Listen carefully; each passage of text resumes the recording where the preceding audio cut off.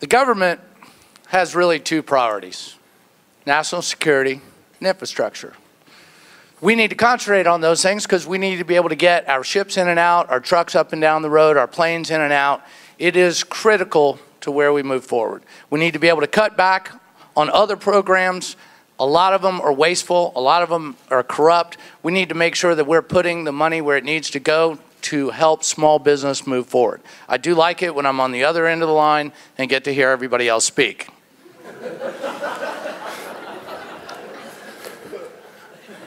As you all might know, South Carolina is a donor state, and so I would band together with other folks in the Sun Belt and Southwest where population has shifted to bring about change with regard to the federal formula, which disadvantages South Carolina. I think it's important to look at those population changes. Again, you know, we picked up a congressional district. It's going to have real implications in that larger debate in Washington.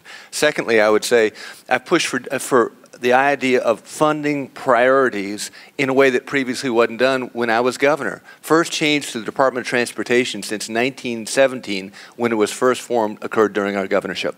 Thank you, Mark. Well, of course, we need to be concerned about highways, roads, bridges, and so forth, but let's not forget the railroads. In that regard, I've been one of the staunchest supporters in advocating completion of the long-delayed regional intermodal transportation center. While the focus there may be passengers, I also support redeveloping a freight rail structure that would take thousands, tens of thousands of 18-wheelers off the highways. Thank you, Eugene. Infrastructure is obviously important. Our roads are critical to the ports along with the railroads. One of the key factors is the gasoline tax, and one of the things that we need to do is Washington needs to come up with a more balanced formula to make sure that states such as South Carolina receive their appropriate share of the gasoline taxes so our roads are maintained. And if that means you have to return some of the control to the states, then I'm for that. Thank you. Thank you, Sean. I agree with everything that's been said so far, and again, our roads are critical infrastructure, and like so many other projects that come down from Washington, D.C., families pay taxes, the federal government takes off a pretty hefty administrative fee and then sends a little bit of money back to the states. I would like to see the funds for critical infrastructure, like our roads, block granted back to the states, and so that the states can set those priorities. Thank you, Andy. And of course, infrastructure, again, is a proper role for the federal government to play there in terms of supporting our interstate commerce. If we expand the ports and bring more containers in, we've got to have infrastructure to get them out and about through the rest of the nation. So interstate highways as well as our rail system are going to be critically important. Coming from Afghanistan, I saw firsthand what the lack of infrastructure does to economic growth. So that would be an absolute high priority. Thank you, Ray. I agree. No, we all know that it's about jobs, education, and economic development. In order to transport commerce, we need to have a good infrastructure system. Unfortunately, we tend to fund things outside of this country, rebuilding other countries instead of focusing on ours. And I think we really need to really seriously look at how we're spending money and where it's going in Washington and ensure that we're spending it at home. Thank you, Elizabeth. The State Infrastructure Bank is, I helped write the legislation that created it, and I sit on the State Infrastructure Bank, and every orange barrel you see in South Carolina is more than likely being funded by that. A federal infrastructure bank or proper funding of our state infrastructure bank. We fund our state infrastructure bank out of existing government. We didn't raise any taxes. We just reprioritized and funded it. So however you want to do it, but no new taxes. You've got to cut government before you can fund either infrastructure bank. Thank you, Chip. Agreed on almost all counts. I think that, as several people have stated, our federal government's priorities should be national security and transportation. We do need to reprioritize to the transportation infrastructure. So I agree. Thank you, Tim. As your next congressman, I will do everything I can to get as much money back to our district for infrastructure. It is the role of the federal government under the Interstate Commerce Clause, and we need as much back here for roads and highways and things we need for development. We're growing fast.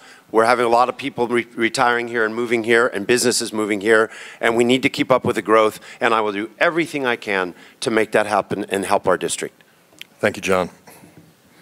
The first thing I wrote down when I heard the question was donor state, and that's important, is that we are a donor state. We need to get that money back. We need to reevaluate the way the transportation funds are dedicated so that we get more of that money back.